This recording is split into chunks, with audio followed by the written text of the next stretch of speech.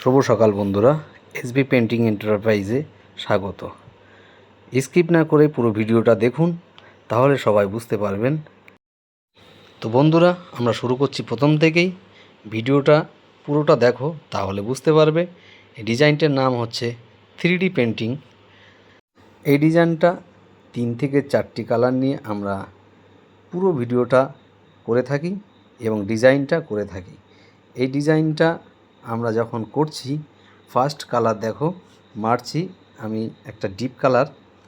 তার আগে বন্ধুরা আমি ছক করে নিয়েছিলাম পেন্সিলের দ্বারাই, একটা স্কেল নিয়ে।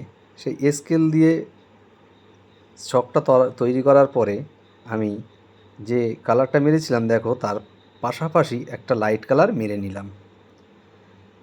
তো শুরু হলো লুক একটা ডিজাইনের। এই ডিজাইনটা পুরোটা না দেখলে কেউ বুঝতে পারবে না ডিজাইনটা কি হতে চলেছে। বন্ধুরা, এই দ্বিতীয় কালার মারার সঙ্গে সঙ্গে আমরা চলে যাব অন্য একটি কালার। সেই কালারটা আমরা ছোট আকারে মারব না, বড় একটি প্লেট মাধ্যম দিয়ে মারছি। এতে আমরা বুঝতে পারবো একটা সুন্দর ডিজাইনের লুক। দেখো, আমি ইতিমধ্যেই শুরু করে দিয়েছি তৃতীয় কালারটি মারার জন্য। এই দেখো, আমি চলে এসেছি ব্লু একটা লাইট কালার নিয়ে। এই লাইট কালার আমি কিন্তু বড় বড় একটা ছকে খুব সুন্দর করে কাটিং করে তুলির মাধ্যম দিয়ে আমি মারছি।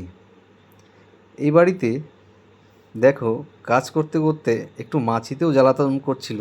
একটি ঘোষ বাড়িতে কাজ করছিলাম। তো বন্ধুরা, চতুর্থ কালারে আমরা চলে এসেছি। দেখো, এই ব্ল্যাক কালারটি আমি মারছি।